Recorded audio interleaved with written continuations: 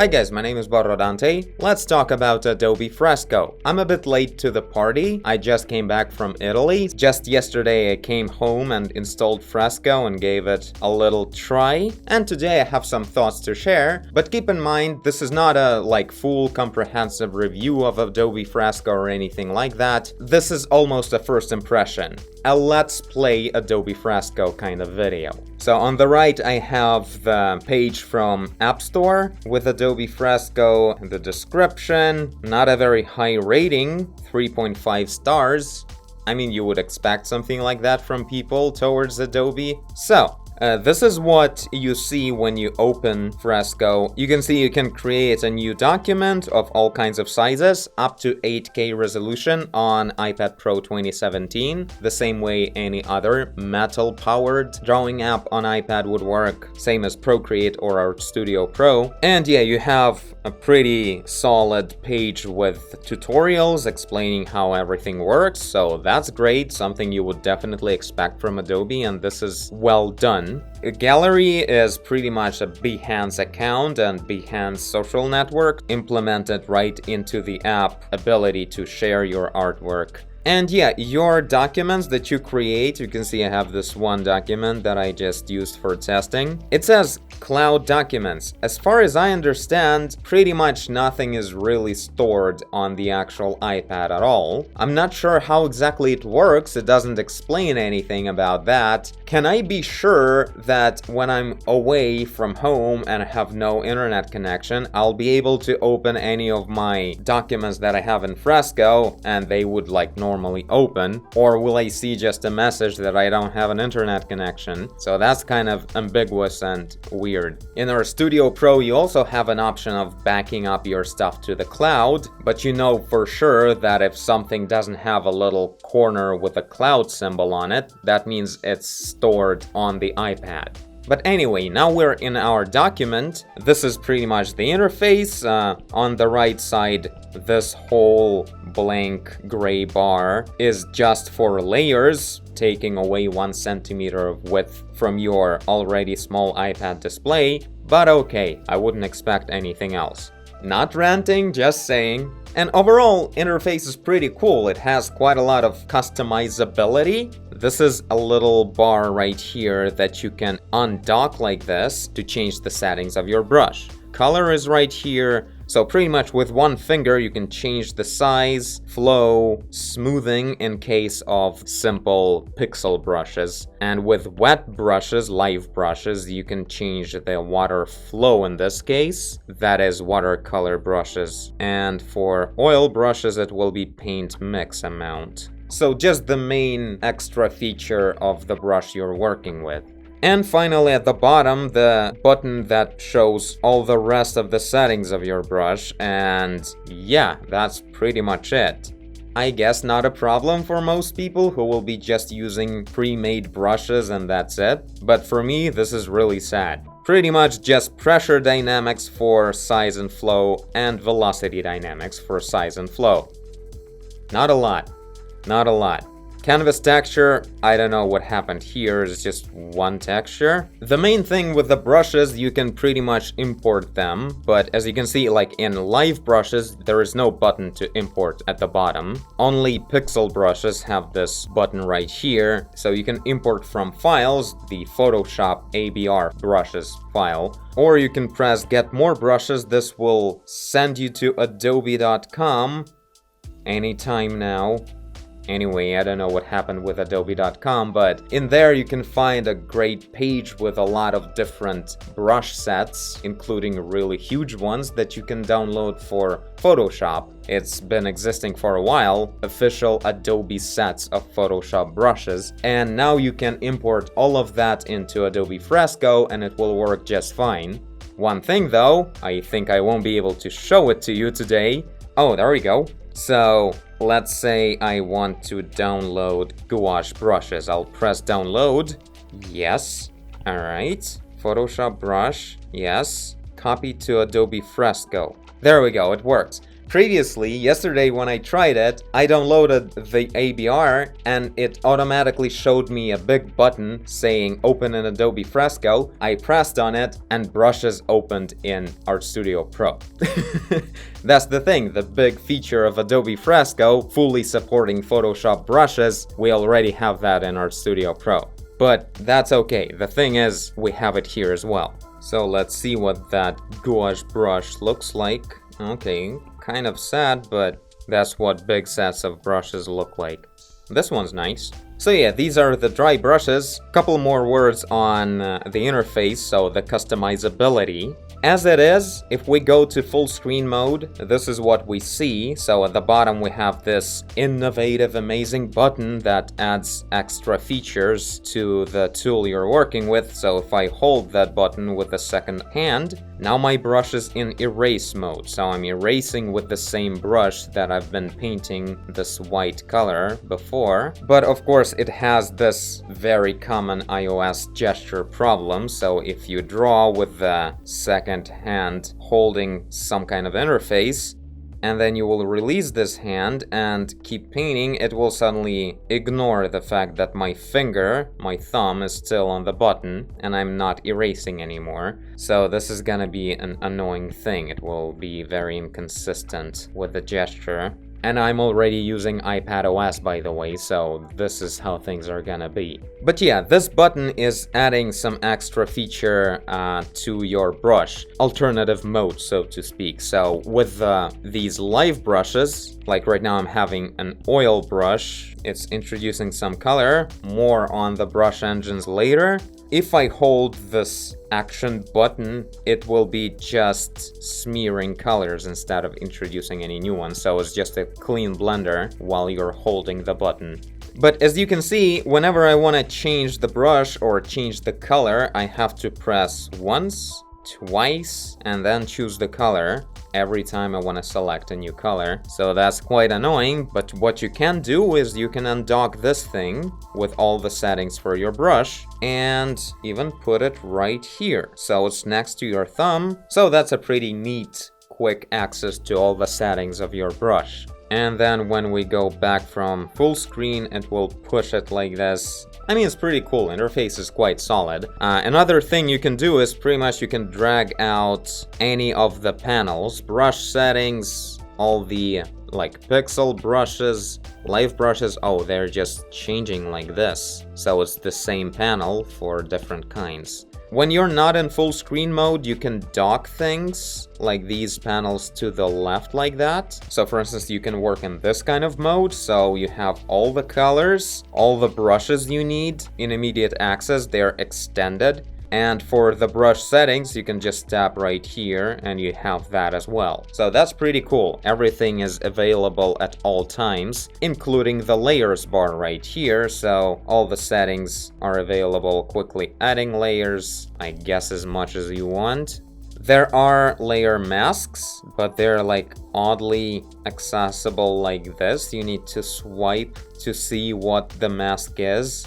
I don't know, like, you can be angry at any little thing, but at the same time, this is the first version and I guess it works. How complex and quick is it supposed to be? No clipping masks, so there you have that. It says it's coming. So in home we have, or do we? I guess it may be here, yeah, what's coming to Fresco. These are the promises: perspective drawing, symmetry drawing, clipping masks, shapes and lines. So that's for vector stuff, I suppose. Color themes and palettes, just sets of swatches, I guess. And much more, which is the best part. So there's that for the interface. Now a few words on the brush engine. We won't need any more than just a few because there's not a lot to it. As I said, Fresco fully supports the Photoshop brush engine. So right here I have these Kyle's Paintbox brushes imported right now. And in the settings we have quite a lot of options for the pixel brushes. Blending modes, don't be deceived by the look of this panel, there's actually much more of them. So anything your heart desires with blending modes is here, which is great. And then we have shape dynamics, which covers all the control over the main brush shape. Then we have scattering, that pretty much throws your brush shape all over the place. And then we have transfer, which includes control over opacity and flow. And that's it. So right now this Kyle's paint box brush is a dual brush, obviously. When I'm doing this scattering, we can see how it's masked by something else as well on the outer shape. But there's no way I could control that. There's no mentioning of dual brush setting at all, which is like, what's up? This is supposed to be the main thing about big Adobe drawing app, full control over the Photoshop brushes. But yeah, again, probably not gonna be a problem for most people. Most people just want their brushes that they got from somewhere to work on their iPad, and that will happen. As well as probably the rest of the settings for the brush engine are coming soon. So that's the situation for pixel brushes. Now let's move to the exciting live brushes powered by Sensei Engine, which is actually really cool, and I'm really trying not to be ironic about it. Like, one thing that I expected about Adobe doing it like this totally happened. With all the oil paint brushes, this is the way it works. So you paint, and then you're just blending without the ability to introduce more paint to the canvas. The realistic paint that runs out from your brushstroke.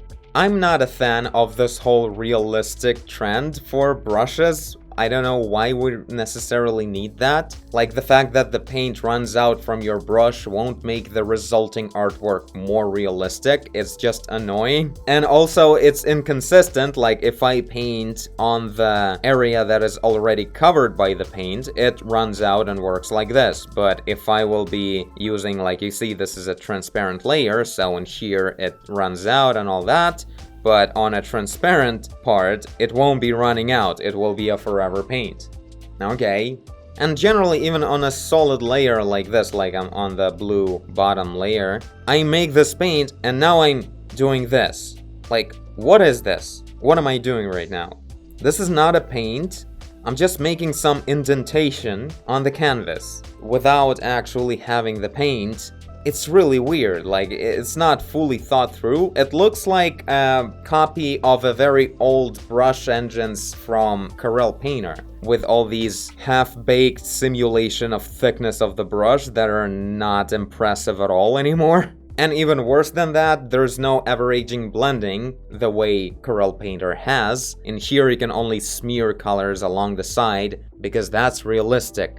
I mean, there's nothing wrong with it. I'm sure you can create some nice artwork with this brush, but literally, like, these, 8 brushes or something, or 7 even? This is all the oil paint brushes you have, and you can't create new ones, and you can't import new ones as well, so this is it for the exciting oil paint brushes. Then we have watercolor brushes, and there's just 4. I guess that's all you need. Why would you need extra shapes for watercolor effect? So yeah, if you haven't seen the demo videos or something, this is what it looks like.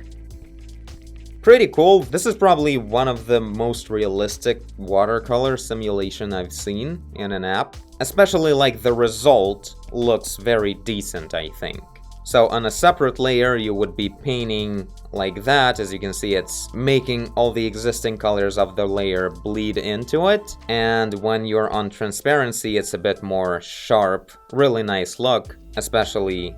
Okay, this was kind of glitchy, but generally it looks good. It seems like sometimes the simulation is just stops, even though it doesn't really look that finished yet. But still, it's really cool. I'm sure in real work, when you're doing some complex painting, this will look just awesome. One thing that is kind of weird is that we're blending the colors of oil paint, but we're not blending the thickness. The thickness thing, really, it would be just so much better if it wouldn't be here at all. Anyway, I hope I'll edit out a bunch of ranting that I just said. The point is, watercolor is quite awesome. Oil paint, I'm gonna say no. Oil paint is lame. It's really old school. This doesn't look realistic at all. And there's no necessity in it. It simulates oil paint lit up from the upper left corner always in a very weird fashion. And why?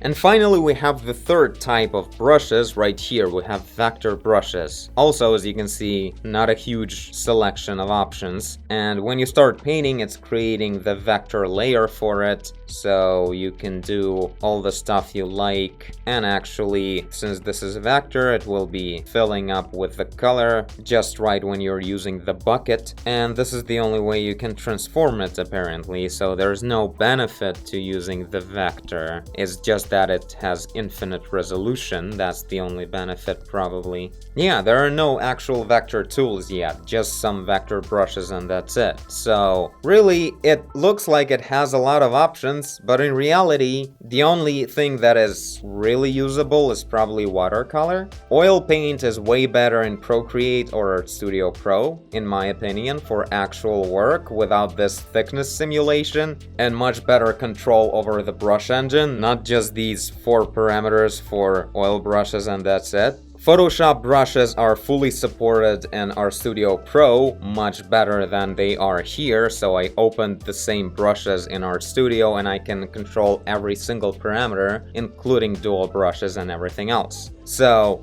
again, we can just stop at saying that this is the version 1.0 and more stuff to come, and it will, and it's great that this app is here and it's different, especially with the watercolor simulation. This is something new, not just adding the same kind of app to fight with Procreate and Artstudio Pro, but actually introducing something new and interesting. That's cool. It all would be great and fine, like we see what the app is going to be like and is developing further, except for one thing. Adobe is subscription-based, so of course they're gonna be releasing the app that is 10% finished, and then we'll spend the rest couple of years adding more features while you're paying for it every month.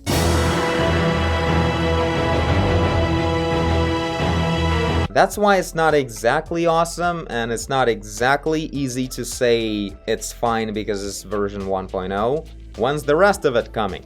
Your wallet will tell. So that's probably one of the main things that resulted in this sort of a low rating for Fresco already, 3.5 stars. People are upset with the business model of Adobe, pretty much. That's the main reason. If we don't look at that part, as version 1.0, this is a great, somewhat light app. Definitely not replacing Artstudio Pro. I'm not even talking about customizable keyboard shortcuts here, Liquify, and a whole bunch of other big things that are to come in the future. One thing I have to mention, to be fair, is that you can use Adobe Fresco for free, but it's not a full-featured version of it, and I don't really know what exactly you're gonna be missing out on, but I'm pretty sure it's gonna be big enough for you to consider using the subscription, so there's that. While Artstudio Pro or Procreate you can buy once and for all in their full form.